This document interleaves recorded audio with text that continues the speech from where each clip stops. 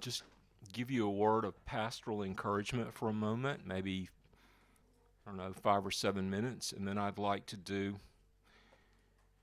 10 or 12 minutes of apologetics as a lead in to Matthew 8, because some of the apologetics are actually connected with Matthew 8. And by apologetics, that's also meant to encourage you that the thing is really true. It must be true. It has to be true. I told you as a part of my testimony that when I became a believer, I thought there was only a little evidence, but that I had this great faith, and that very quickly I discovered that the proportions were exactly reversed, that my faith was microscopic, and that the evidence was overwhelming. Well, I want to just call your attention. I just want to shine a light for a little while on the overwhelming evidence and show you why I believe it's absolutely overwhelming. But first, let me say this. I'm not telling you what to do. I don't know what your situation is. I don't know what you're already doing. And I would never presume to know what you should do in your local context. I want to tell you a couple things that I wish I had done differently.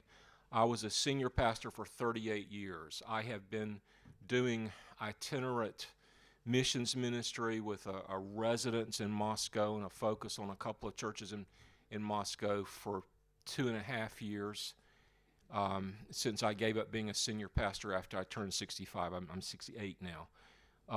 But there are a couple of things that I think are especially easy not to do in an international church, which I wish I had done.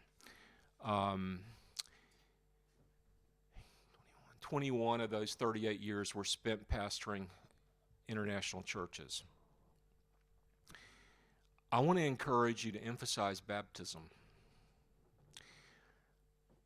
I think the main reason not to emphasize baptism is because of the evangelical divide between credo baptism and pedo baptism. And I happen to be a Reformed Baptist. Because I'm Reformed, probably 70% of the people I read are Presbyterians. And my favorite authors, the greatest book I ever read is by Warfield, the great Presbyterian. And I revere John Murray. I just praised Timothy Keller yesterday. Because I'm a Baptist, I think they're wrong on that point. My theology is basically the theology of Spurgeon. When I disagree with Spurgeon, I usually lie down until I get over it. And what happens, though, is because we're afraid of this conflict, and because we're in an international church where we desperately need all Bible believers, and we certainly don't want to divide over baptism, we tend to soft pedal it. If you believe in pedo baptism, then preach it. I hope you'll be open enough to allow a credo Baptist maybe to share their point of view, and most Presbyterians I know are happy to immerse believers. I'm sure there's some who don't, but most of the ones I do are happy to include that. I'm certainly happy to have pedo Baptists share the pulpit because they share the eldership and the leadership, and the last thing I want to do is suppress that point of view. But I think because of the conflict, I've soft-pedaled it.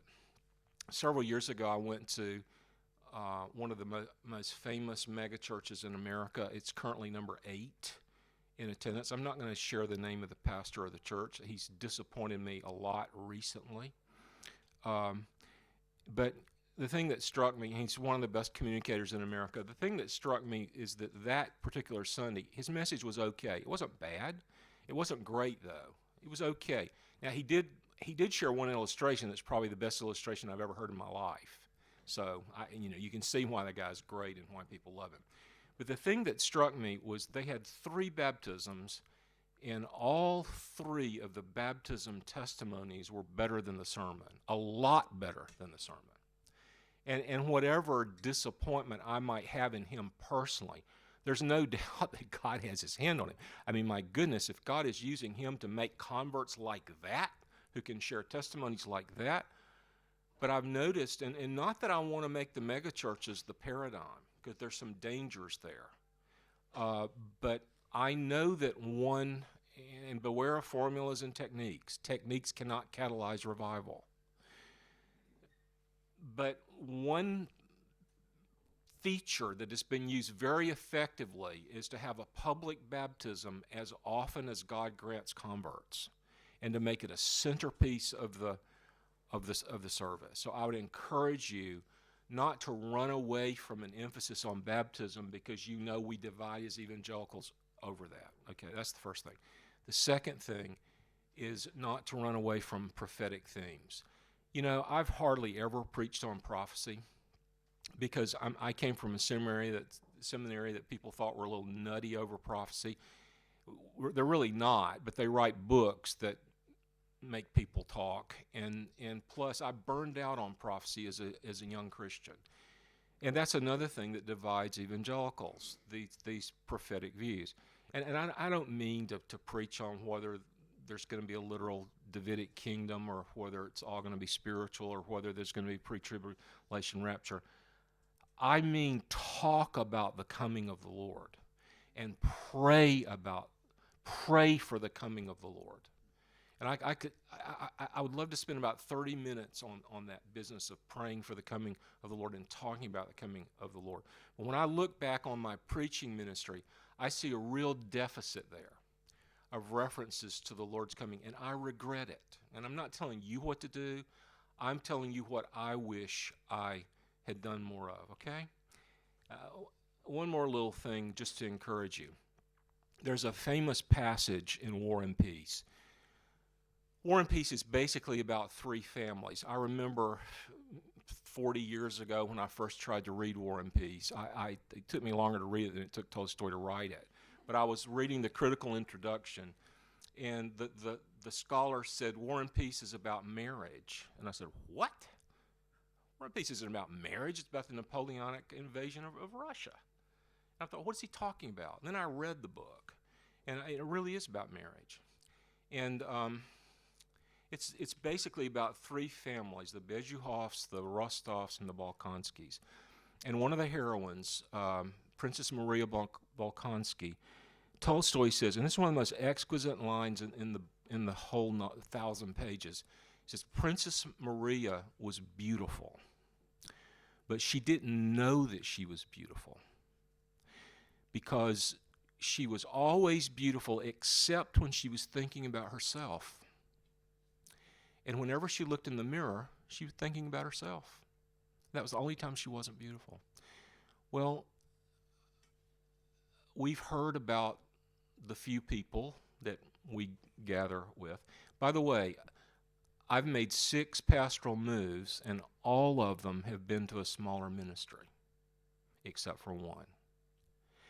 And the one move I made to a larger ministry is the only place where I was never sure I was in God's will.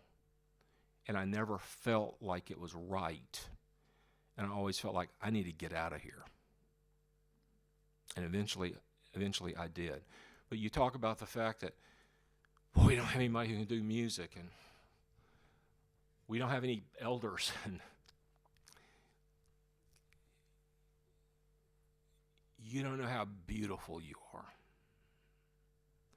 You have no idea how beautiful you are to the Lord. And you know, the scarcer the believers are in any locale, the more precious they are. You don't think the believers in Pyongyang are precious to God? You don't think the believers in Khartoum are precious to God? You don't think the believers in Jeddah are precious to God? Now, I'm not saying that believers in Orlando and Wheaton and Dallas aren't precious to the Lord, but just think about it. Think about the attention of heaven. And so just don't ever forget how beautiful you are to the Lord and how precious what you're doing is. Now, let me just make a fast, totally unconnected segue into some apologetic themes, which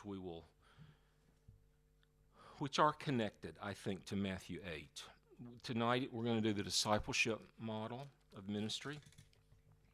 We're going to do it in a way by citing negative examples, false patterns of discipleship. And it's a part of the whole package. Maybe it's not the best way to do it, but it's the passage that I'm going to concentrate on. Let me just say that Satan loves to grab the narrative by telling lies. That's what he did in the garden. That's what he did in the wilderness in Matthew 4, as Galen was telling us. That's what John references in John 1, as Gary was talking about the darkness, not comprehending the light, not being able to overwhelm the light. The light shines in the darkness, and the darkness comprehended it not. And the secular narrative is basically a religious narrative, and it's a false religion. And it's not only a false religion, it's a primitive religion. It's the religion of idolatry. And idolatry is when you impute to a thing the properties of deity. Creation, the capacity to create, is a property of deity. And the atheist believes that the universe created itself. That's a property of deity. And what happens is that the atheist takes a descriptive term and tries to make us believe and swallow that it's an explanatory term. There's a difference between a descriptive term and an explanatory term. Let me show you what I mean by that. Right now, you're riding on a sphere that weighs 1 trillion times 1 trillion metric tons. That sphere somehow is suspended, and it follows the same track like train wheels on rails in 3 perpetual movements. There's a spin at 14 miles a second, which causes day and night. There is a tilt, which perpetually goes to a certain angle, and then it stops. And it goes in the opposite direction to another angle, to the far extremity, and then it stops. And then it comes back. Always, always, always causing the seasons. And then there's the orbit. And instead of flying out into the solar system and beyond the solar system into the galaxy, we reach an extremity in orbit, and then we curve and we start to come back. Always on the same track, just like train wheels on a rail. Now here's the question, why? The answer is gravity. Gravity is not an explanation. Gravity is a description. It carries no explanatory valence. Stephen Hawking said we can have a universe out of nothing because of gravity. First of all, Professor Hawking, who knows better now, gravity is not nothing. Okay? But gravity is also not an explanation. Gravity is a description. We're 93 million miles from the nearest star. That star radiates clear light, which travels at the speed of light over 8 minutes. The clear light touches the brown earth, and the brown earth produces green things. We eat those green things, and we live. Why? Photosynthesis. Photosynthesis is not an explanatory term. Photosynthesis is a descriptive term. We get our water laundered every day. It comes down clean, it goes up dirty, it comes down clean. It goes up dirty in evaporation. It comes down clean in condensation. Why? Oh, that's the hydrological cycle. The hydrologic cycle is not an explanation. The hydrologic cycle is a description. Now, not only is there a primitive religion of idolatry among unbelievers, there's even a great fondness for these magic words. Magic is a kind of pre-religion. What is magic? Magic is when you assign a word to account for a process you don't understand, like abracadabra or open sesame. And so, because we don't understand why we should move in these three movements, why the yellow or clear light from the sun should touch brown things and make green things, why clean water should be delivered to our backyard every day or every week of the year, we make up magic words. And there are lots of magic words. Evolution is a magic word. Nature is a magic word. Nature provides. There's natural selection. There can't be any selection without a mind. There cannot be predictable, consistent processes that are rationally permeable, explicable, predictable, without rationality behind them. That's impossible. To believe that is to believe in a magic much greater than any miracle that you could ever find in the Bible. Get hold of Arthur Costance's God Within Nature sometime and read his study, for instance, on certain kinds of wasps that are born knowing exactly what to do. We see this throughout nature. New creatures coming into existence, knowing finely detailed assignments, with no one teaching them. Well, we have a magic word for that. It's called instinct. Now, we've dispensed with God. We don't need God anymore because we've got instincts. We've got natural selection. No, what we have is magic. What we have is idolatry. When I came to St. Paul the first time, I put Ross or somebody put two images up. Could have done it tonight, but we didn't. One is an image of Michelangelo's David. One is an image of Michelangelo. What the atheist says is that it's more likely that something like the statue, something dead, something cold, something mindless, something incapable of planning and intentionality, randomly and accidentally created someone like the artist. That's more likely than that someone like the artist intentionally created something like the statue and many other things. Now, who would believe that that was more likely? Only a fool. And that's exactly what Psalm 14 says, and that's exactly what Psalm 53 says, and that's exactly what Romans 1 says. Professing to be wise, they became fools. That's the New Testament judgment. The fool has said in his heart, there is no God. That is the Old Testament judgment. And brothers and sisters, the evidence is overwhelming. Now let's move from the evidence from theism to the evidence of the gospel and move toward Matthew chapter 8. Almost everything Jesus said and did was counterintuitive. Almost everything. And we don't notice it. The reason we don't notice it is because we're familiar with the stories. We've been familiar with the stories since we were children. Because we're familiar with the stories, they don't surprise us. Now, you know what I mean by counterintuitive? It means the opposite of what we would expect. Let me give you an example.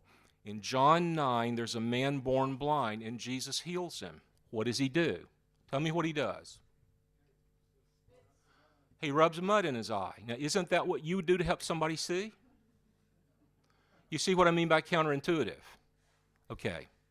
Now, the reason that Jesus is counterintuitive was taught to us by Gary on the first night is because he's like his Father. The Father is counterintuitive. What counselor tells a military commander, you cannot win this battle because you have too many soldiers? That's counterintuitive, isn't it? What did Elijah do to prepare the altar for combustion in 1 Kings 18? What did he do? He flooded it with water. Isn't that what you do before you set wood on fire? You see what I mean by counterintuitive? Just the opposite. Now, We know the stories, and they don't jolt us. They don't electrify us. I'll guarantee you, in the first century, almost everything Jesus said and did was so counterintuitive to a first century religious Jew that it shocked them out of their minds. I tell you to turn to Matthew. The Jews hated the Gentiles. They hated the Gentiles. Matthew begins his gospel by pointing out the connection of 4 of the grandmothers of the Messiah with Gentiles. Tamar was a Gentile. Rahab was a Gentile. Ruth was a Gentile. You know, he doesn't mention Bathsheba. He said the one who was the wife of Uriah. Uriah is a Gentile. So right off the bat, in the genealogy, in the gospel to the Jews, he's in their face. They hated the Samaritans. One of the 3 most famous stories in the history of the world is the story of the Good Samaritan. You don't make up a story in Israel where the priest and the scribe are the villains and the Samaritan is the hero. You don't do that. There was one class of people that the Jews hated more than the Gentiles or the Samaritans. That was the tax collectors. So who wrote the gospel that I asked you to turn to? Now, can you imagine, if the thing is contrived, if it's a phony gospel, if what we have reported here never happened, can you imagine the conspiracy that says, I know, Matthew, you've got great credibility, you write the gospel to the Jews? That would have been madness. Why did it happen? It happened because Jesus chose him. And at the beginning of his ministry, he chose a tax collector. Then he went to his house to a reception. The tax collectors were like vultures. You know, a vulture will eat any animal, but no animal will eat a vulture.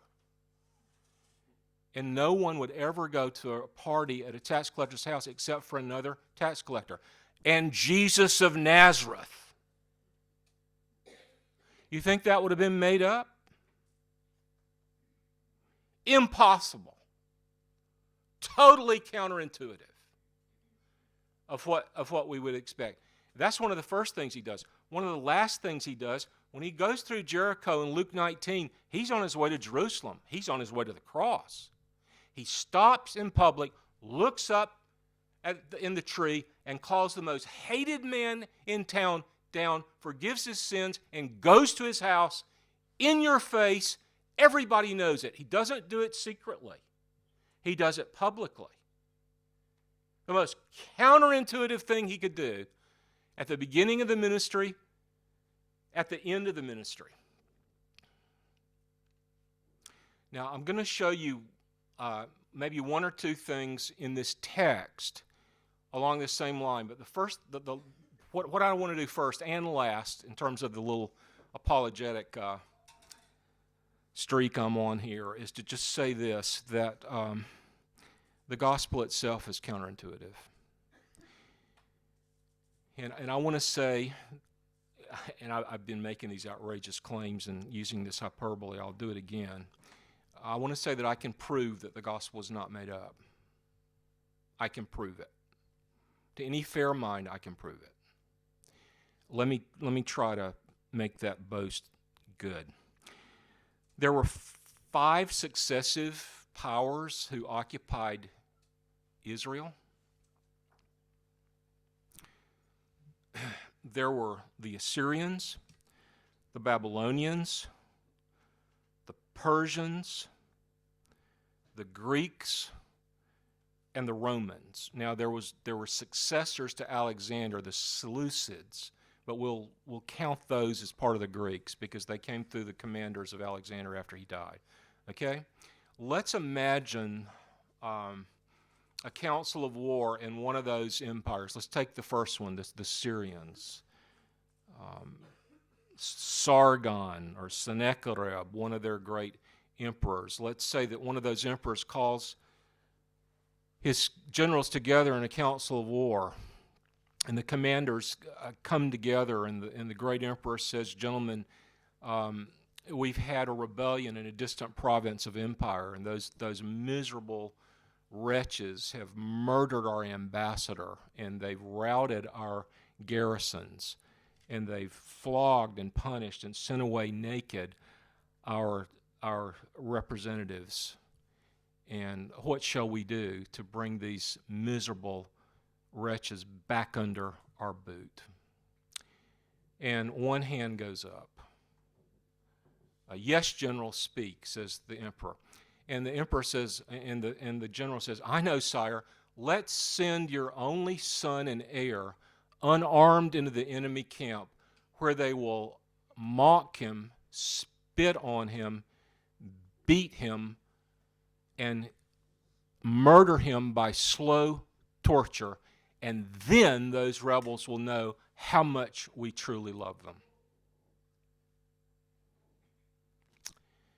Now that never happened, did it?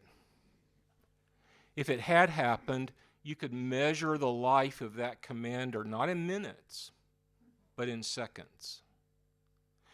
Why do we know that never happened? We know it never happened because it was not a thought that could ever enter into human imagination. Now, you can't invent that which you cannot imagine. That is an unimaginable thought that we know that would be impossible for a human being.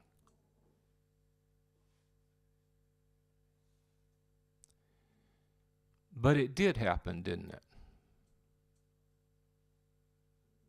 It happened once. But it wasn't a human thought. It was a divine thought. It wasn't a thought that originated on earth. It was a thought that originated in heaven. And you see, it doesn't shock us. The impossibility of that idea doesn't overwhelm us because we're so familiar with the gospel. That's the gospel. That's the shocking, unutterable, unimaginable, uninvented, heavenly gospel, which only God Almighty could have thought of, because it would have never entered human imagination. You know, we are created in a matrix of correspondences to heavenly realities. That's why we have fathers. That's why we have children. That's why we have husbands, so that we'll know something of the husband love and the father love of God, and we can talk about that a long time. We're not given the gospel to help us understand the world. I talked about this in St. Paul a few years ago. We're given the world to help us. We're given the world to help us understand the gospel. Did you get that? We're not given the gospel to help us understand the world. We're given the world to help us understand the gospel. The gospel was here first. Before there was ever a world, there was the gospel. Father, Son, Holy Spirit, living, loving, relating, planning, predestinating. But these correspondences and these metaphors, they have a limit. Because nobody and nothing is exactly like God. God is incomparable. Nothing is commensurate with God. Nothing is truly like God. God is sui generis. He's one, alone, unique in and of himself. And we see that when we think of all the correspondences of a father's love or parent love for sons and daughters. When we really begin to try to ingest in our brain the import of Romans 8:32, he who did not spare his own son. Now, what father can relate to that? He who did not spare his own son. Remember Gary's illustration about the drawbridge. He who did not spare his own son. And see, he controlled the drawbridge and the train and the gears. He who did not spare his own son, but delivered him up for us all. Will he not also with him freely give us all things? This is the gospel. This is the unimaginable, uninvented gospel, which was delivered to us. It wasn't developed. You study a course in comparative religion, and they'll tell you these things bubbled up from below. No. No, this wasn't developed. This was handed down from above. The only possible explanation. Now, when you get to Matthew 8, you see this totally counterintuitive thing that when a Roman occupier comes to him and asks that his servant be healed, and when the exchange is over, Jesus says, and he's just launching. He's just finished the Sermon on the Mount. He's established his charter. Now the preaching ministry proper is beginning after he's announced the Constitution. And now we're in chapter 8. The Sermon on the Mount ends in chapter 7. So what does he say in chapter 8? He says, this Roman occupier, the most hated in my nation, he has more faith than any Jew in the whole place. Wow, that's a great way to launch, isn't it? That's a great way to get everybody on your side, isn't it? Then something happens. Then he begins to authenticate his authority to make such outrageous claims by one miracle after another, including the miracle of the healing of the centurion's servant. And what happens is that it says in Matthew 8:16, they brought to him many who were oppressed by demons. He cast out the spirits with a word. He healed all who were sick. Think about that. All who were sick. Now, here's where we want to start to study, and it'll be short. We had a long introduction, so I'm not going to keep it that long. Look at verse 19. We're talking about discipleship.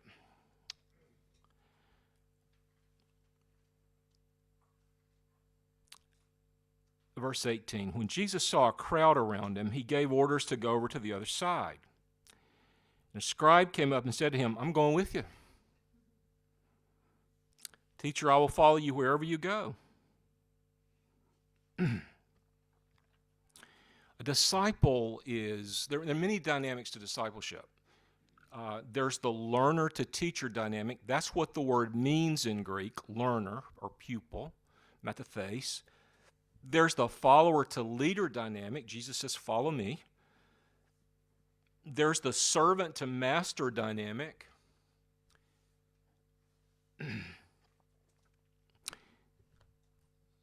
A.B. Bruce wrote a book on discipleship in the 1870s, and he said every time it's called a training of the 12.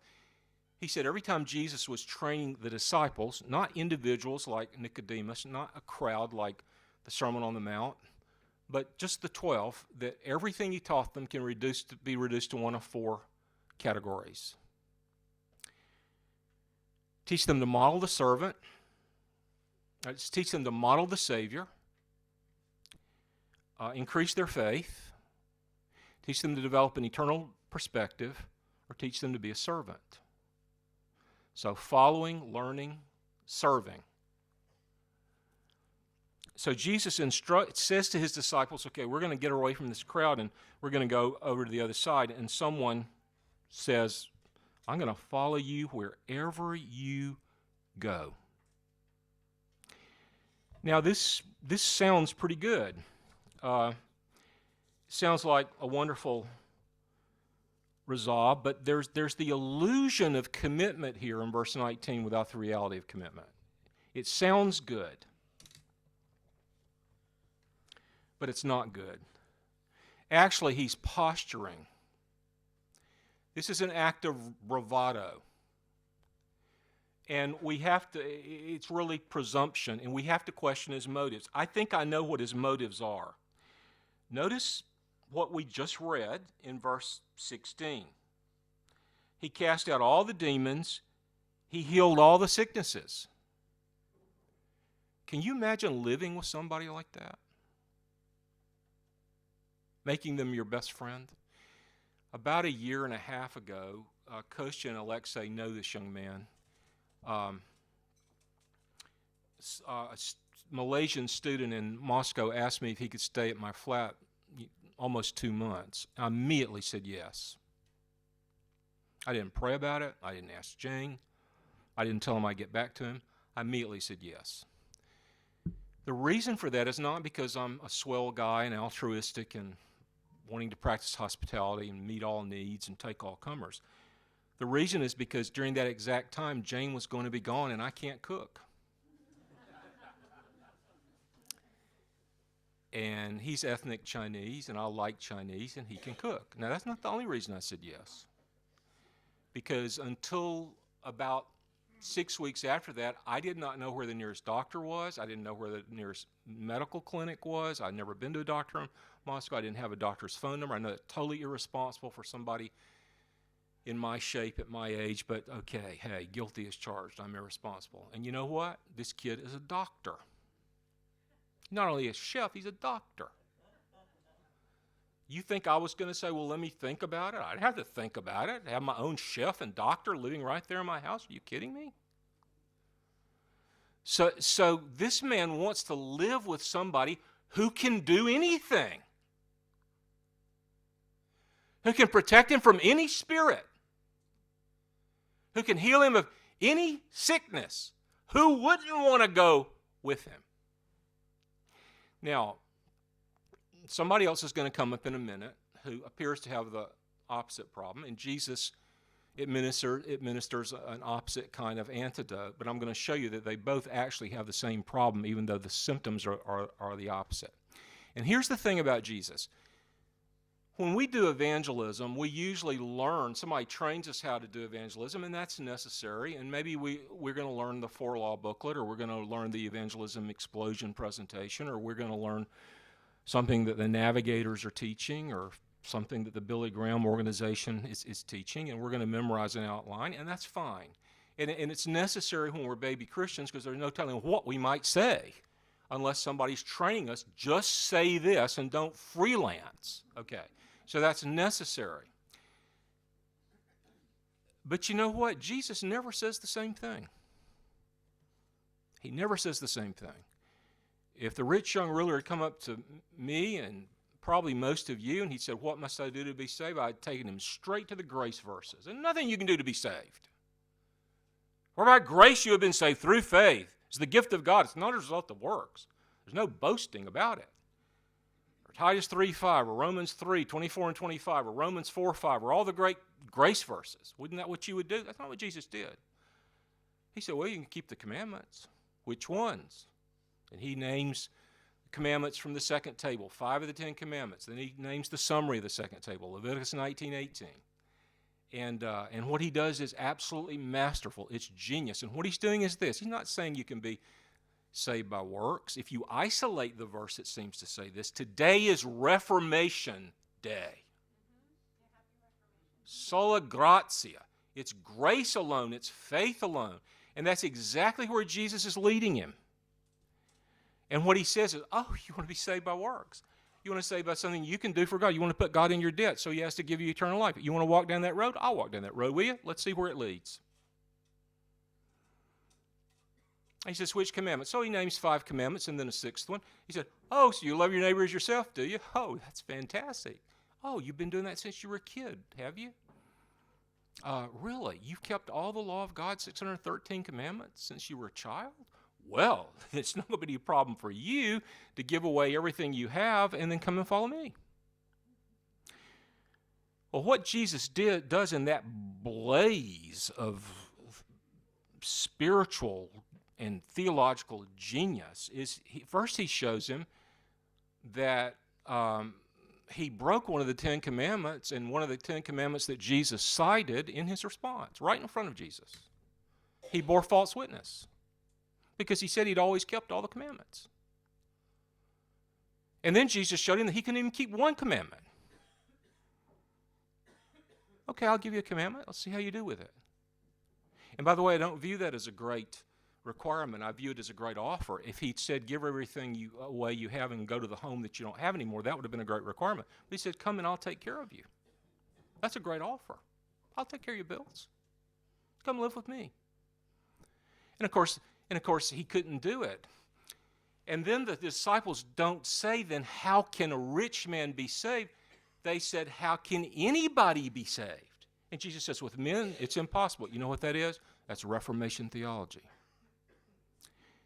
If you isolate one verse and say, keep the commandments, it looks like the Orthodox and the Catholics are right. But if you keep reading, what you see is a vindication of the theology of the Reformation. And you see that this carpenter is a theological and spiritual genius that the world has seen nothing like ever. He handles evangelism like that. He encounters a man who is somebody in Israel named Nicodemus. He said, you know, the only thing you need is to be somebody else. He encounters a man with every advantage of birth, and he says, you know, the only thing you need is another birth. Talk about counterintuitive. And then the next verse, he encounters a pariah that the Samaritans won't even have anything to do with. What does he say to her? Let me put my mouth where you put your mouth. Give me a drink out of your cup. You think this isn't the Son of God? You think a first century Jewish rabbi could have done that? You think the disciples could have reported it? If it hadn't have happened, they were scandalized by that. He treats everybody differently because he is an infallible spiritual diagnostician. He infallibly diagnoses the spiritual pathology, and then he infallibly dispenses the remedy and the therapy suited to the individual spiritual sickness. And that's what he does in this case. And the man says, I'm going to go with you. Wherever you go, I'm going to go. He said, that's great. You're going to go home with me? Where's that? You're going to go with me? Where are we going to go? Did you know I don't have any place to go? Do you know I don't live anywhere? Had you considered that? There are three great orders of creation. And they're all mentioned in a very short context. He casts out demons. That's fallen angels. That's the highest order. And then he deals with men whom he heals. Now he's mentioned the lowest order. The birds and the foxes, the animals. And he says, guess what? I've come from heaven over the angels to make myself lower than the animals. They have a place to live. I don't. You need to consider that before you start making these wild commitments to come live with somebody who doesn't have a place to live. And then a person with apparently the opposite problem comes up. Another of the disciples, and I think when we study the context, the original says disciples, but I think the context allows us to interpret this as an aspiring disciple, someone applying for discipleship. Verse 27, another of the disciples said to him, Lord, let me first go and bury my father. Now, that seems like the opposite problem, doesn't it? I mean, one fellow comes up and says, I'm going with you now. Jesus said, no, you're not. Another fellow comes up and says, I'll go with you later. Opposite problems? No. Same problem, different symptoms. What's the same problem? I get to decide. I'm going to decide, Jesus, that I'm going now. You're not going to decide that. I'm going to decide that. Or Jesus, I'm deciding that I'm going to go later. You're not going to decide when I come. I'm deciding. I'll come later after I take care of my family. You see, that's to misunderstand what discipleship means. You know what it means? It means Jesus decides. He decides. Where are you going to live? Jesus decides that. How are you going to serve? Jesus decides that. Who are you going to serve with? Jesus decides that. How long are you going to stay on the field? Jesus decides that. What will be the deal killer? What will keep you going? Jesus will decide that. That's what it means to follow him. That's what it means to serve him. That's what it means to learn from him. And so Jesus, one man has misunderstood the poverty of Christ. The second man has misunderstood the priority of Christ, the fact that Christ comes first. Now, let me tell you something. I'm 99% sure that not only was this man's father not dying, but he wasn't even sick. Because if he were dying, the man would not have been there. He would have been with his daddy. And basically what he was saying is, I've got to take care of my parents until they die, and then I'll come. No, because after you take care of your parents, you got to take care of your wife, or you got to take care of your children. And these are what those shocking Luke 24 or Luke 14:26 verses. There are 3 verses at the end of Luke 14. Unless this happens, you can't be my disciple. And you got to hate your family. That's not the hatred of emotional revulsion. That's the hatred of volitional priority. You have to choose me above your mother and father. You have to choose me above your family. You have to choose me first. And you know what? Jesus cares more about your mother and father than you do. The first time I went overseas, I was overseas for 8 years. The day I was supposed to start an American ministry, August 15th, 1994, after being 8 years overseas, was the day my father died. And so ironically, now there's a new phase when I can be near my dad. That's the day he died. But you know what? I was with him. And I was with him the last week. And I thank God for that incredible gift that I was with him, talking about the Savior with him. I could tell you stories about that.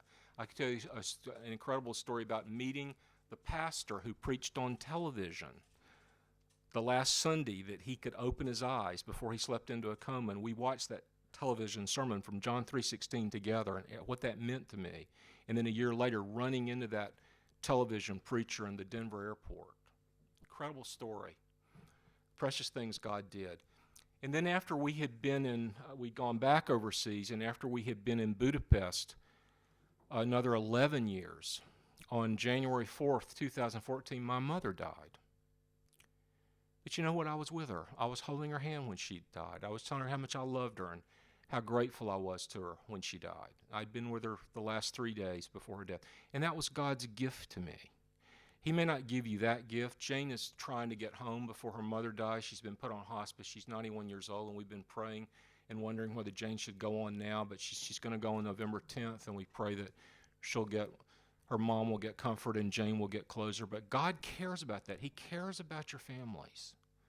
You can't do more for your family than God can. And you can't do a better thing for your family than doing what the Lord tells you to do. So it's not that the Lord is callous about this. He's not callous. But he says, if you follow me, when I tell you to follow me, I'll take care of your family.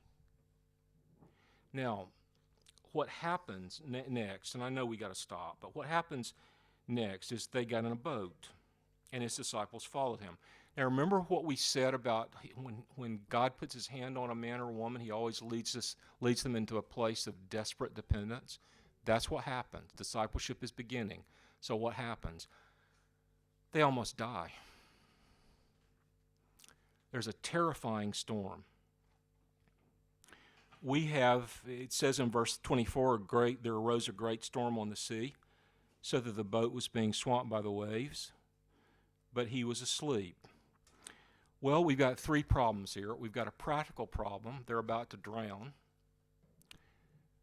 We've got a spiritual problem. How could he allow that to his disciples? What does that mean about whether we can trust him or not if we're going to follow him? We got a theological problem. How could God be asleep? Now, I could take about 30 minutes and I could tell you my view of the interface of the human and the divine natures of Jesus. And after you heard it and after I defended it, you may know a better way to explain it. And you may have read a real theologian instead of an amateur, let's pretend teacher telling you what he thinks happened. But I personally think that when Christ left heaven, he gave over all divine prerogatives to his Father. He gave up the prerogatives of deity without giving up the reality of deity. And he lived the life of a man. He never ceased to be the Son of God. The incarnation means that unfallen humanity was joined to undiminished deity in one person forever. Two natures, one person. And he looked to his Father moment by moment by faith to trust him for the endowment or the engagement of the divine attributes when it was necessary to fulfill his mission. Therefore, you have verses like the end of John 2, which says he knew all men. In John 1, he reads Nathanael's mind, and he says there's no guile there. In the upper room, he reads Judas's mind and says there's guile there. Those are functions of omniscience. But it says that it also says that he didn't know the day of the second coming in Matthew 24. It also says in Luke 2:52 that he grew in wisdom and stature. How is that possible? He's functioning purely in the human realm. He's God. He's undiminished deity. But he's walking as a man to fulfill the redemptive purpose.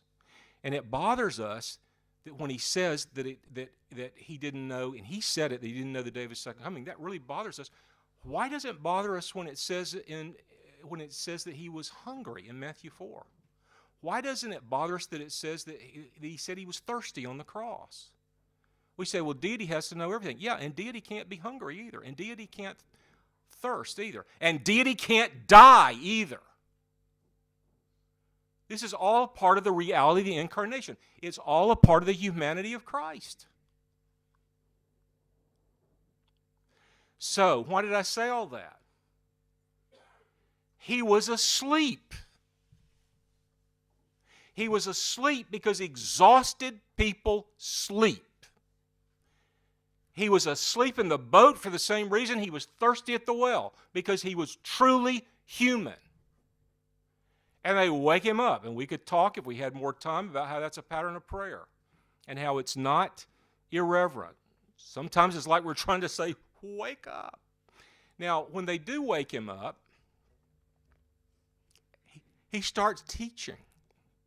He doesn't stop the storm. He begins to give them a spiritual inventory. And they say, save us, Lord, we're perishing. So he says, well, why are you afraid? Tell me why you're afraid. Do you not really have enough faith? And they're like, look, we'll be glad to have a Bible study. I mean, we'll have a group discussion for an hour if you want to, but could you just first save our lives? Could we start with that? But he teaches them before he delivers them. He wants them to know what the spiritual reality is before he delivers them from the physical emergency. And that's a pattern that's consistent throughout his incarnate ministry. He rose, he rebuked the winds and the sea, and there was a great calm. We're almost done. I just want to say a couple things. How about those two applicants? Do you think they would have signed on if they'd known that's where he was going? What about that first guy? Do you think if he had known that he was about to be scared out of his mind and think that he was going to die, that he would say, no, I got to go with you right now? Do you think he would have said that?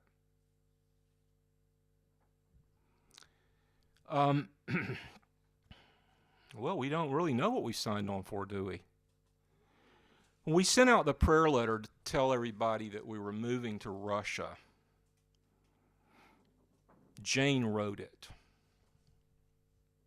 It's the only prayer letter maybe she wrote one other, but I know it's the first prayer letter she ever wrote without me. And I think we let Jane wrote it because 90% of the people we knew probably thought, well, Jane was tied up in the back while I was writing that letter telling everybody we were moving to Russia. So we let her write it. And she actually told a story of something that she had learned years ago. Not many of you are old enough to remember George Burns and Gracie Allen, but they were this husband and wife comedy team. He outlived her by a long time. I think he may have lived to be 100 years old. They used to be on TV back in the 50s and maybe the early 60s, and Gracie Allen had a birthday, and her agent gave her a gag birthday gift. The agent left her had a baby alligator delivered to her door, and she was getting ready to go to work. So she didn't know what to do. I mean, she thought, I'm going to murder him for this. So she put the alligator in her bathtub, and she left and went to work. Well, that was one of the days that her maid came. So when she got home from work that evening, she found a note on the door from the maid. And it said, "Dear Miss Allen, I quit. I don't do alligators. I would have told you that when I signed on, but I never knew it would come up." And basically the reason Jane shared that in the prayer letter was, I really never dreamed that Russia was part of the deal, but she went along. Now, let me turn it for a minute. I believe with all my heart that every person in this room will resonate with what I'm about to say. I think it's going to vibrate the tuning fork of your heart. Let's see if I'm right. Can you imagine how tragic it would have been to miss that storm with Jesus?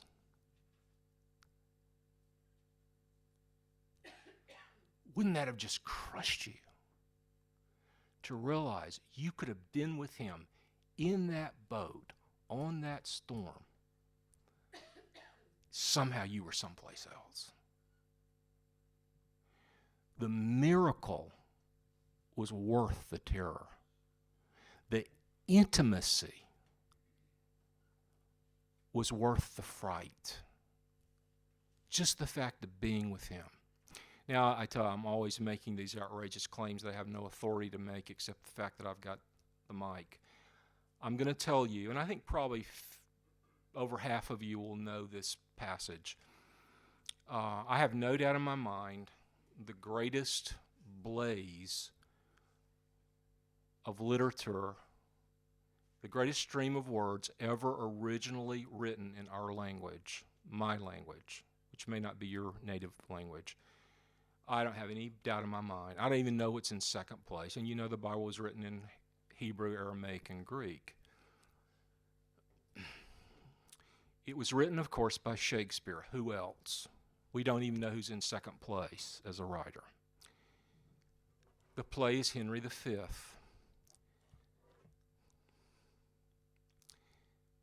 And the words were the words that Shakespeare put into the king's mouth on the eve of the Battle of Agincourt, October 25th, 1415. And the context is the cousin of King Henry, the Duke of Westmoreland, says, "Oh, if we could only have one of every 10,000 of men who are still in England," because, and I hate to share this in France, it's madness, the English were horribly, horribly outnumbered. Horribly outnumbered. And what Westmoreland was saying is, we just only had a few of those fellows in England who are not even working today because it was a Catholic holiday that they don't celebrate anymore, St. Crispin's Day. And the king says, and of course no king ever said anything that's eloquent, but Shakespeare put it in the king's mouth. And basically he says, no, you've got it wrong. We don't want any more people here. We don't want any more people because if we die and lose, then we're enough to die. We're enough to diminish England's forces. And if we win, the fewer the soldiers, the greater the share of the glory. And he goes on to say, you know what, Westmoreland, I don't want gold and I don't want fine things, but if it's a sin to covet honor, I'm the most offending son alive, and I would not lose so great an honor for anything. And then he says, there may be people here who are quaking because they're so badly outnumbered. Proclaim it, Westmoreland, through my host, that he who hath no stomach to this fight, let him depart, let him go home. His passport shall be made. Listen to the way Shakespeare says, we'll pay his way. And crowns for convoy put into his purse. Now listen to this. We would not die in that man's company. That fears his fellowship to die with us. This day is called the Feast of Crispian. He that outlives this day and comes safely home will stand on tiptoe when he hears the word St. Crispin, and rouse him at the name of Crispin.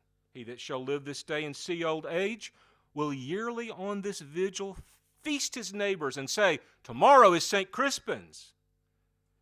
Then he will strip his sleeve and show his scars and say, these wounds had I on Crispin's day. Now these are famous words. Old men forget, yet all shall be forgot. But he'll remember with advantages who feasts with me on this day. Then shall our names familiar in his mouth as household words, Harry the King, Bedford, Exeter, Warwick, Talbot, Salisbury, and Gloucester, be in their flowing cups freshly remembered from this day to the ending of the world. But we in it shall be remembered. Now here's a famous phrase, and here's where it comes from in case you didn't know. We few. We happy few. We band of brothers. For he today that sheds his blood with me shall be my brother, be he ne'er so vile. This day shall gentle his condition, and gentlemen in England now in bed shall think themselves accursed that they were not here, and hold their manhoods cheap, whiles any speaks that fought with us on St. Crispin's day. Now, if you think anything in English is better than that, you bring it to me and I'll repent.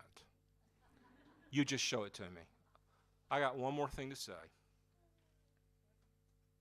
And all that means is, what a privilege. And the worse the suffering, the greater the privilege. And the more we forfeit, the greater the glory. So after he commanded the storm to stop, they ask a question.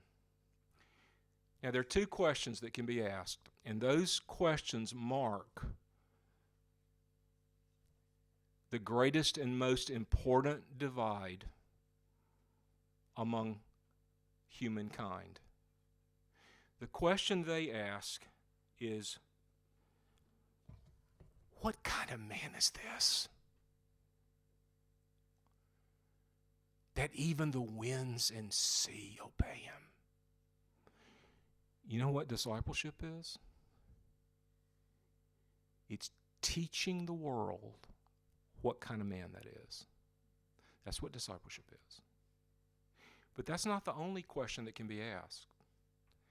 There's another kind of creature who asks a different question. The question they ask is, how could a good God let anybody go through that kind of terror and that kind of storm? And that question marks their destiny. And that question marks their origin. And that question marks their king.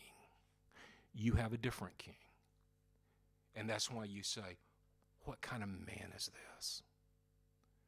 Who can command the winds and the wave? And one day,